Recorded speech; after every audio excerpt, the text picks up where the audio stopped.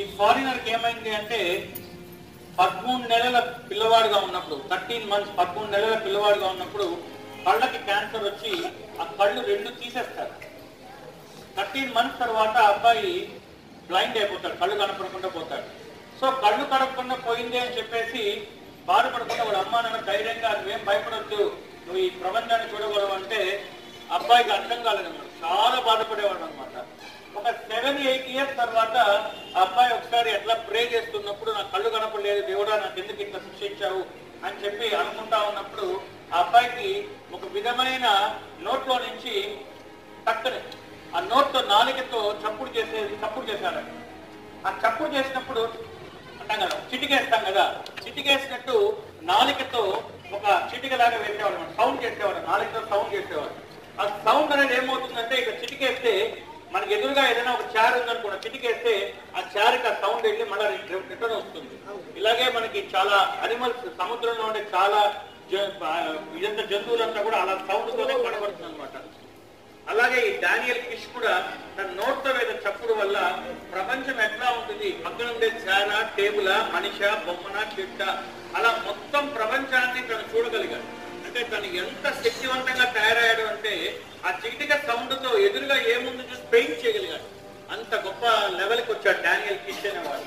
So తను ఎంత ప్రపంచ ప్రఖ్యాతి ప్రసిద్ధి పొందాడంటే అతని ఎకో లొకేషన్ అనే ఆ టెక్నిక్ అనమాట. కళ్ళు కనపడని వాళ్ళకి ఎకో లొకేషన్ అనే ఒక టెక్నిక్ అని కనుక్కొని ఆ లొకేషన్, ఆ ఎకో లొకేషన్ టెక్నిక్ తో పక్కన ఏముంది, ఎదురుగా ఏముంది, ఎలా ఉంది అని చెప్పేసి కనుక్కునేవాడు. తను ఏ రోజు స్టిక్ వాడలే కదా, స్టిక్ ఏ రోజు స్టిక్ వాడటం తనకు ఇష్టం లేదు.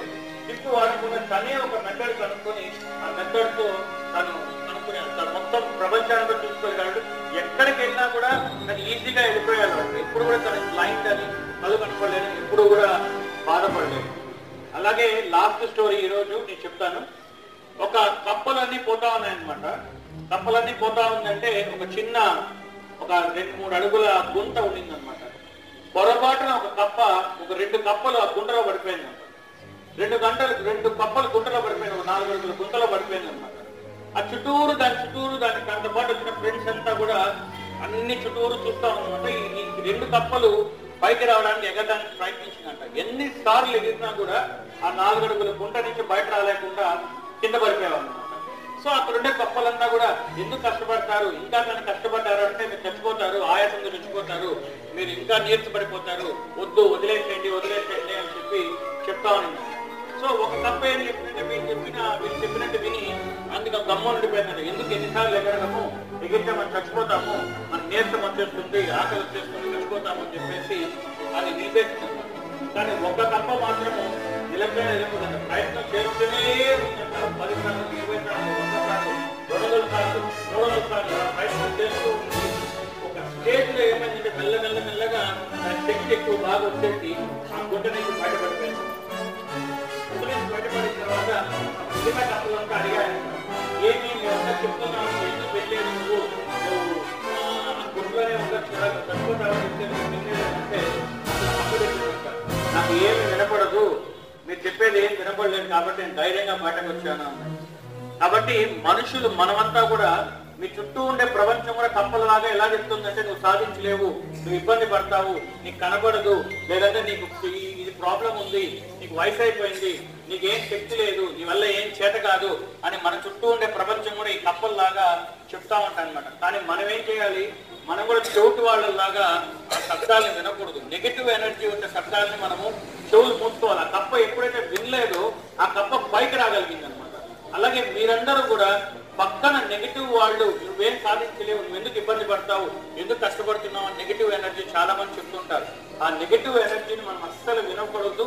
దాన్ని పక్కన పెట్టేసి ఆ నెగిటివ్ ఎనర్జీని పక్కన పెట్టేసి మంచి మాటలే వినాలి. సో మిగతా కప్పలంతా ఎలా నెగిటివ్ ఎనర్జీ దానివల్ల చచ్చిపోయినట్లే ఆ కప్ప ఎగరకుండా అటెంప్ట్ చేయకుండా ప్రయత్నించకుండా చచ్చిపోయింది. ఇది చెవులో వేసుకోకుండా ప్రయత్నం చేసి సాధించింది అనమాట. కాబట్టి మీరు ఎప్పుడు కూడా ప్రయత్నించాలి, మనకి రాదు అనుకోకూడదు. మీరు ఒక మంచి పోయెట్ ఉండొచ్చు, మీరు కవిత్వాలు రాసేవాడు ఉండొచ్చు, మంచి పాటగాళ్ళు ఉండొచ్చు, మంచి పెయింటర్ ఉండొచ్చు, లేదు మంచి కొరియోగ్రాఫర్ ఉండొచ్చు, మంచి టీచర్ ఉండొచ్చు, ఏదైనా సాధించవచ్చు మీరు. సో ఒక హిచ్ కిక్ అని చెప్పి ఒక హిందీ సినిమా తీశాడు. హిచ్ కిక్ అనే హిందీ సినిమా ఏమంటే ఆ హీరోయిన్ కి, ఆ సినిమాలో ఉండే హీరోయిన్ కి విపరీతంగా ఎక్కిళ్ళు వస్తుంది. ఎంత ఎక్కిళ్ళు వస్తుందంటే అది ఒక 5 నిమిషాల వరకు ఆమె ఏం చేయలేదు అనమాట. ఎక్కడ ఇంటర్వ్యూస్ అయినా ఆ ఉద్యోగం ఇచ్చేవాళ్ళే కాదు, ఎందుకంటే అంత ఎక్కిళ్ళు వచ్చేది, అసలు టీచ్ చేయలేదు అనమాట. కానీ అదే టీచరు ఆమె సాధించి నేను చెప్తాను అని నమ్మండి అని చెప్పి కష్టపడి టీచింగ్ లైన్ లో మంచి పేరు సంపాదించుకుని ఆ స్కూల్కే ప్రిన్సిపాల్ అయిపోతుంది. అంటే ఓవర్కమ్ చేసిన కష్టాన్ని ఓవర్కమ్ చేసింది. మనలో ఉండే ఆత్మ న్యూన్యత భావాన్ని పక్కన పెట్టాలి. మనకుండే డిఫార్మిటీ, డిజేబిలిటీ అంటే మనకుండే ఒక ప్రాబ్లమ్ ని మనం ఓవర్కమ్ చేసి దాని నుంచి పైకి ఎదగాలి అనుకుని సంకల్పంగా ఉంది అంటే ఎవ్వరు మిమ్మల్ని ఆపలేరు. ఖచ్చితంగా మీరు సాధించగలరు. గాంధీజీ ఆ రోజు నేను ముసలివాడిని, నేనేం సాధిస్తాను, బ్రిటిష్ సామ్రాజ్యము అంటే ప్రపంచం మొత్తం రవి అస్తమించిన సామ్రాజ్యము అంటారు. అంటే సూర్యుడు ఉదయించే వాళ్ళ రాజ్యంలో అస్తమించడానికి అంత పెద్ద రాజ్యం అంటారు బ్రిటిష్ సామ్రాజ్యం. ఆ సామ్రాజ్యంతో నేనేం పోరాడగలను గాంధీజీ అనుకునింటే ఏం సాధించట్లేదు. ఒక మామూలు మనిషి ఒక చిన్న పంచ కట్టుకుని, ఒక కట్ట కట్టుకుని 70 ఏళ్ల వయసులో గాంధీజీ బ్రిటిషర్స్ దగ్గర నుంచి మన స్వతంత్రం సాధించాడు. అంటే అతని మీద ఉండే నమ్మకం ఇంకొకరి మీద నమ్మకం కాదు, మన మీద మనకు నమ్మకం ఉండాలి. మన మీద మనకు నమ్మకం ఉన్నప్పుడు ప్రతి వాళ్ళు నాయకులు అవుతారు, ప్రతి వాళ్ళు కూడా ఎదగలుగుతారు. సో కావాల్సినంత ఏం కావాలి మీకు అందరికీ కూడా ఎవరి మీద నమ్మకం ఉండాలి, మన మీద మనకు నమ్మకం ఉండాలి. పక్కవాడు నీ వల్ల చేత కాకుండా అటువంటి వాళ్ళని మనం దగ్గర చేసేటంటే వాళ్ళు చెప్పేది మీరు వినద్దండి. ఆ తప్ప కథలాగా మీరు పక్కవాడు ఎవరన్నా మీ వల్ల కాదు, మీరు సాధించలేరు అంటే దాన్ని వినాల్సిన అవసరం లేదు, దాన్ని పక్కన పెట్టండి. మీ మనసుని వినండి, మీ మనసు చెప్పేది వినండి. ఎస్ నేను సాధించగలను, ఎస్ ఐ క్యాన్ అని రాసుకోండి. ప్రతి వాళ్ళు నేను సాధించగలను అని రాసుకుంటే ఖచ్చితంగా మీరు కూడా ఒక రోజుకి ఏదో ఒక స్టేజ్ లో మీరందరూ ఉంటారు. ఒక బ్రెయిలీ లిపి అంటారు మీరు, మనకి కనబడిన వాళ్ళకి లూయిస్ బ్రెయిలీ లిపి ఉందన్నమాట. ఆ లిపిని ఎవరు కనుక్కున్నాడంటే కళ్ళు ఉన్నవాడు కనుక్కోలేదు, కళ్ళు పోయిన వాడే కనుక్కున్నాడు. ఎందుకంటే తనకు అవసరం, తన కళ్ళు కనపడింది కాబట్టి పుస్తకాలు చదవాలనుకున్నాడు. ఆ పుస్తకాలు చదవడానికి కోసం తనే లిపిని తయారు చేశాడు లూయిస్ బ్రెయిలీ. అలాగే ప్రతి వాళ్ళు మీకు ఇంకోటి కూడా చెప్పాను ఆ రోజు, బెథోవెన్ అని చెప్పి ఒక మ్యూజిషియన్, తనకి చెవులే వినిపించదు కానీ ఆ బెథోవెన్ ఒక పెద్ద మ్యూజిక్ కంపోజర్, ఎన్ని పాటలు ఎంత మ్యూజిక్ అయినా కంపోజ్ చేయగలరు. అలాగే జాన్ మిల్టన్ అని చెప్పి ఇంగ్లీష్ లిటరేచర్ లో మంచి పద్యాలు రాస్తాడు. ఆయన ప్రపంచాన్ని చూడలేదు, ప్రపంచం మొత్తం ఇంత అందంగా ఉంటుంది చూడకుండా రాయగలిగాడు అనమాట. అంటే వాళ్ళు జ్ఞాన నేత్రంతో చూస్తారు, వాళ్ళు మనో నేత్రంతో చూడగలిగారు. సో అలా మీరు కూడా ఇది కనపడలేదు అనుకోకుండా మనం మనో నేత్రంతో చూడడం మొదలు పెట్టండి. మన మీద మనకు నమ్మకం రావాలి.